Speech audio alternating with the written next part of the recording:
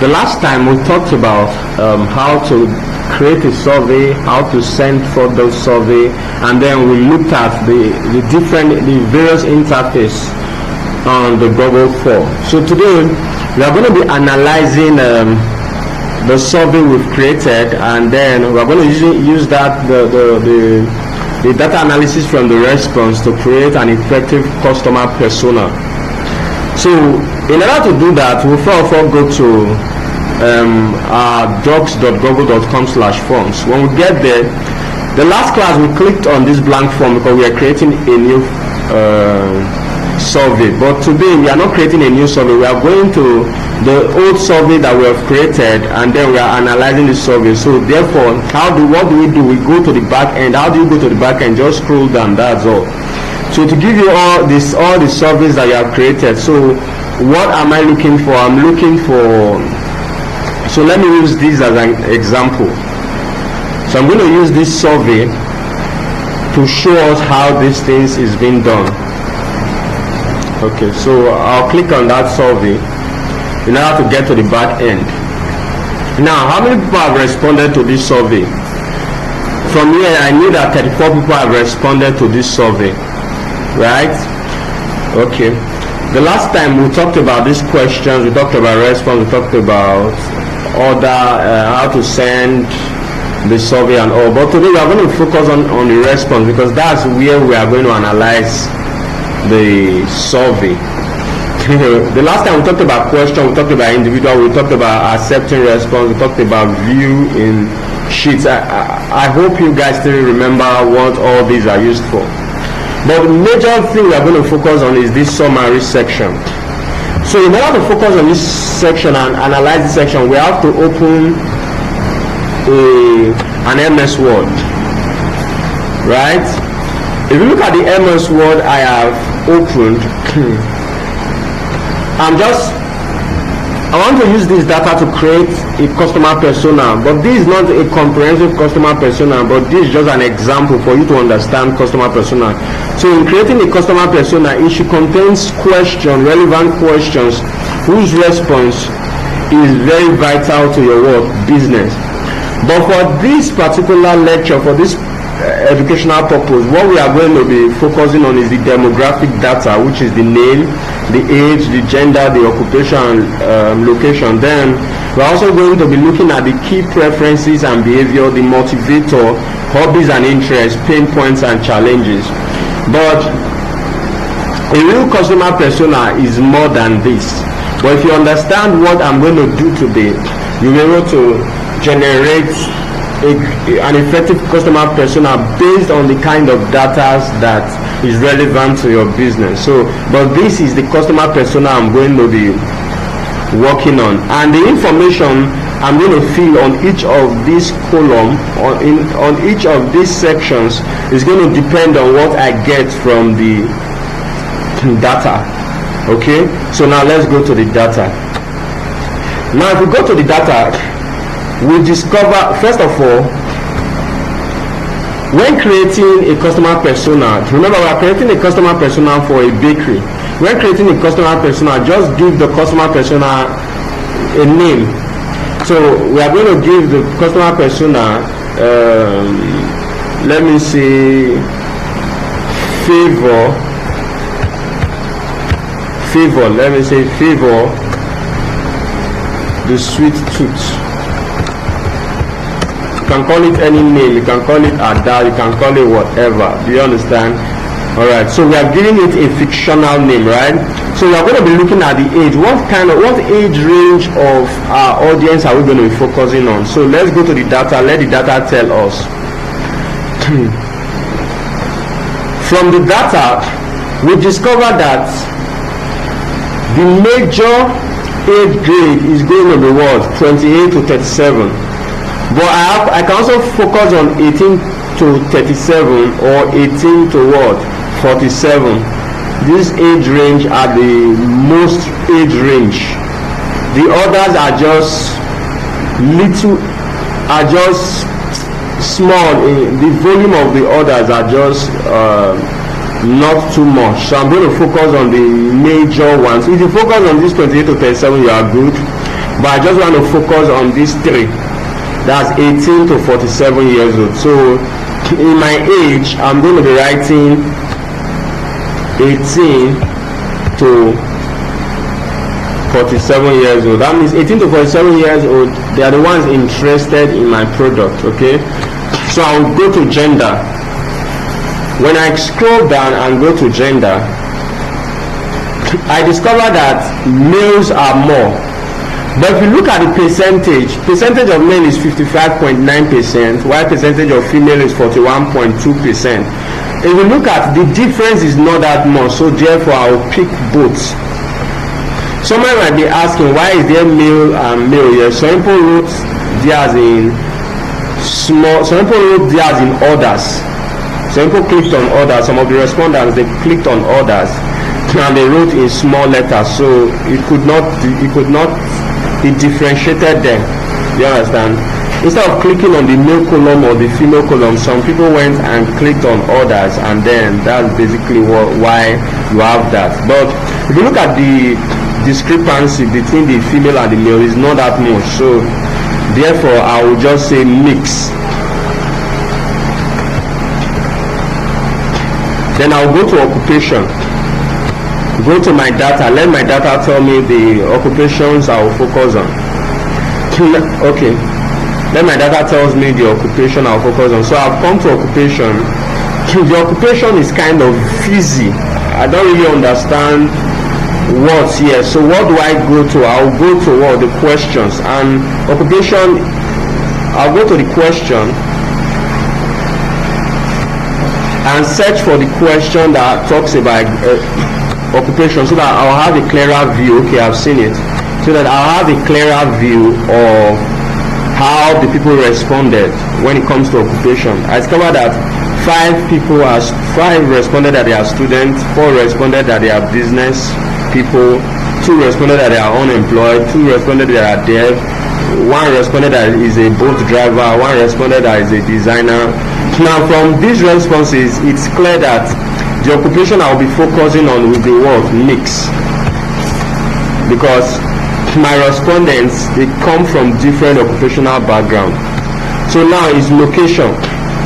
Which location is people interested in my product? What location are they majorly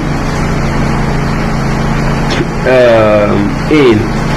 So I'll go back to the summary.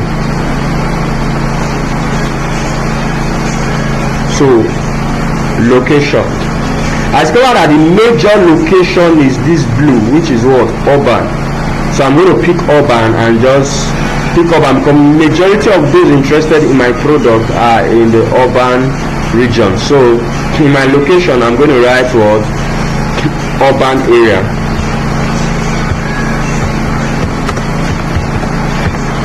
Okay, now it's now time for the key preferences and behavior.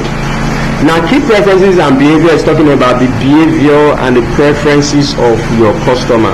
What do they prefer? What's their behavior? What's their buying behavior? Do you understand? So motivator is talking about the things that motivates them, the things that makes them to buy, the factors that influences them to buy. While hobbies and interests is talking about the things that they are interested in. Pinpoints and challenges are the challenges or the needs or the problems that will make them want to part with their money in order to buy your product. Okay, so now let's go to the data and let the data tell us what to do.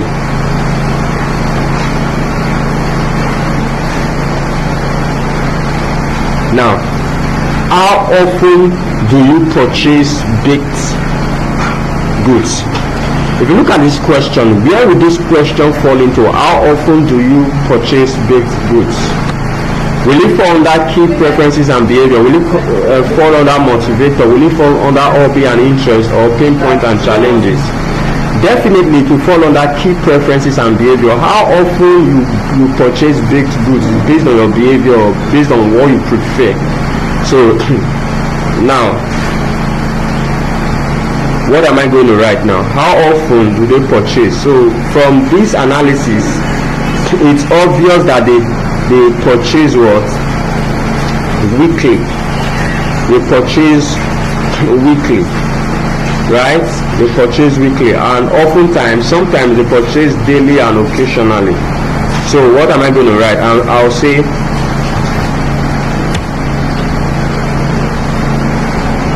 favor purchases bakery products weekly, and often times and sometimes she makes a purchase daily or occasionally. Okay, so we're written that. All right, so we move on. So we talked about occupation. What factors are most important when choosing a bakery? What factors are more important when choosing a bakery? Where do you think this question will fall under? Will it be under key preference and behavior? Will it be under motivator? Will it be under hobbies and interests or pain points? Definitely it will be under motivator, because those factors are what motivates them to what? To make their purchase, okay? So we now go there. What factors? Now from the green, it shows that one of the factors that motivates them to buy is what? Quality. Then the quality and what? Taste are the major factors that motivates them to buy. So therefore, I'll go and say under motivator, I'll say she is okay. Her purchase decision is motivated by quality and taste. Okay, so we go back, we continue. How much do you typically spend on baked goods per visit? How much do you typically spend on baked goods per visit? Now, where will it fall under? How much do you typically spend on baked goods per visit? Definitely it's going to be key preferences and behavior. How much you spend is depending on your preference or your behavior. Now, looking at the analysis, it's obvious that the highest, they spend more, between 2,000 to 5,000 naira each time they visit a bakery. So people purchases bakery product weekly and sometimes and she spends between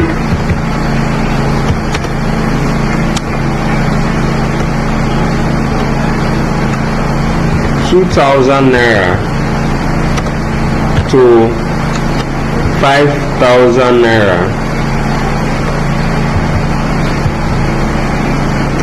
per visit. Okay, so we continue. The next question is, do you purchase bread for special occasion? If yes, which occasion? Now we discover that they don't the majority special occasion does not influence their purchases. Now where would that fall under? Definitely it will fall under motivator, because special occasion does not motivate them. So right, their purchase decision is not influenced by any special occasion. Okay, so we'll now move on. What is your preferred time to visit the bakery? What is your preferred time to visit the bakery? Where do you think this will fall under? It will definitely fall on key preference or behavior, because your preferred time of visiting the bakery will depend on your preferences and your behavior. So from the data, they prefer to visit the bakery in the evening and sometimes in the morning. So what does that make? How would that help a bakery? It will help them to put in more staffs in the evening shift than in the afternoon and morning shift. Because why? People visit their bakery more in the evening. Okay, so let's write. So we said it will fall under preferences, right? She prefers to visit the bakery in the evenings. Okay, in the evenings. Okay, so let's move on. So what do you like most about your favorite bakery? What do you like most about your favorite bakery? Where would this question fall under? Definitely is going to be motivator, because what you like most about your favorite bakery are what motivates you to patronize that bakery. Alright, so it was an open-ended question, and most of them said taste. We've already stated taste of bread, clean and spacious. Okay, cleanliness, we are going to add cleanness. Fresh, taste and quality. Fresh also falls under quality. So the only thing we are seeing here is cleanliness. The way the pastry is displayed, swiftness of staffs, that's how quick staffs attend to you. Okay, taste, neatness, quality, bread taste. Their bread is really delicious. Okay, freshness of the product. Okay, the way the bread tastes. Softness, that's under quality. Softness and it lasts long on shelf. Quality. Soft snacks. Quality and taste. Titus bread. Helpful and welcoming staff. Okay, taste, cleanliness. So the only additional stuff we are seeing here is cleanliness, and then the friendliness and responsiveness of the staff. So we are going to add it to it. And where does this fall under? This falls under what? Motivation, right? Because those things are what motivates you to what? To buy. Okay, so we are going to add it. We said our purchase decision is motivated by quality, cleanliness of the bakery,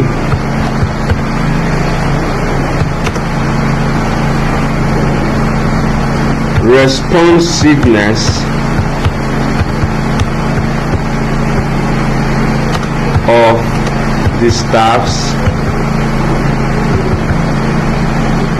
and tastes. Okay, so we have covered that. Alright, so we have covered everything that was stated here, right? So the next thing, what improvement would you like to see in this bakery? Where do you think this will fall under? What improvement would you like to see in this bakery? Where do you think it will fall under? Will it fall under key preferences and behavior?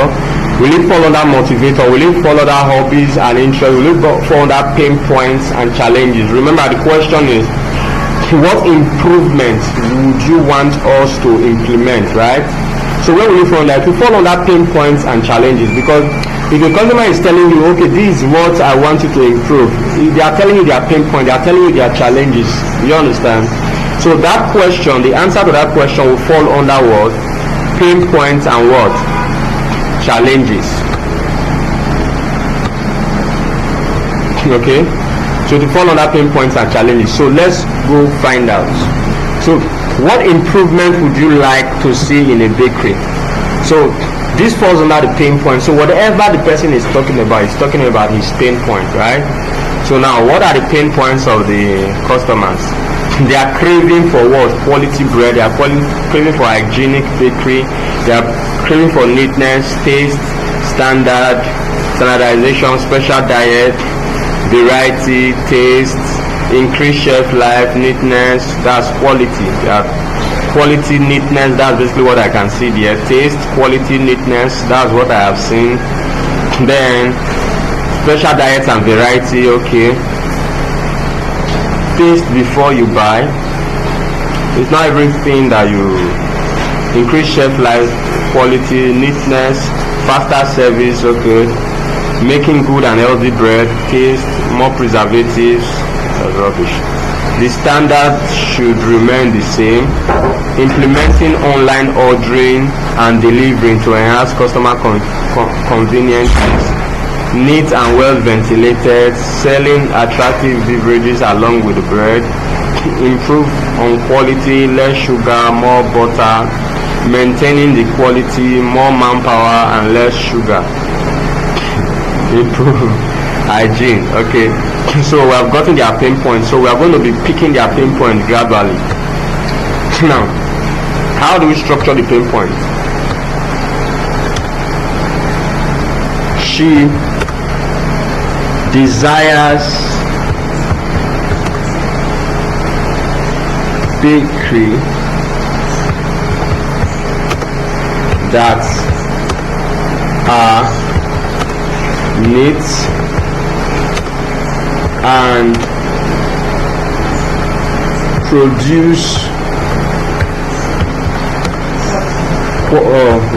quality,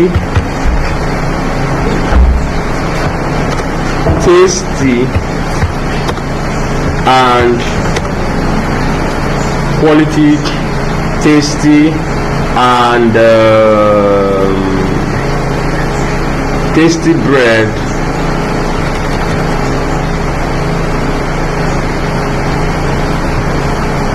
varieties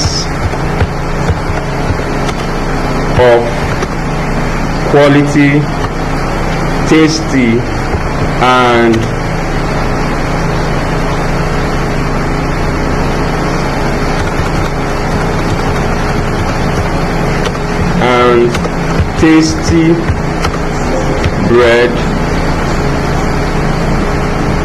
and tasty bread and also offer variety of bread for health conscious individual. Okay, she desires bakery that are neat and produce variety of quality and tasty bread, and also offers variety of bread for health and conscious. Okay.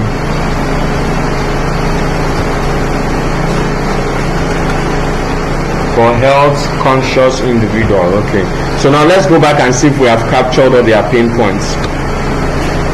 Good quality, we've captured the needs. Captured is selling attractive beverages along. Okay, we've not captured that. Improve on quality, less sugar, that's quality. Maintaining quality, manpower and less sugar. Improved hygiene, we've captured that.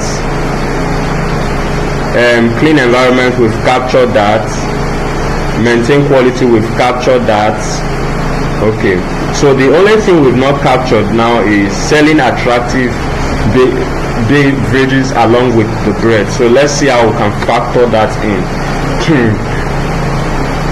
She desires bakery that are neat and produce variety of quality and tasty bread for health conscious individual, as well as offering varieties of beverages that complements the bread in diets. Okay, I think we've been able to capture the pain points. Okay, she desires bakery that are neat and produce varieties of quality and tasty bread for health conscious individuals, as well as offering varieties of beverages that complements the bread in diets. Okay, so we have talked about the pain points, so let's move on. Okay, how do you often learn? Okay, there's something I did not add. Preferred channels.